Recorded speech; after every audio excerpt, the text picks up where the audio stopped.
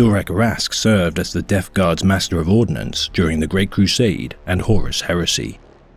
Exhibiting fanatical loyalty to his Primarch, Mortarion, Rask would view the Lord of his homeworld, Barbarus, as a savior beyond reproach.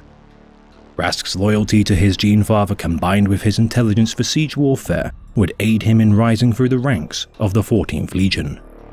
Given his title in the aftermath of the Siege of Vastpol, wherein he would lose his left eye and be horrifically scarred.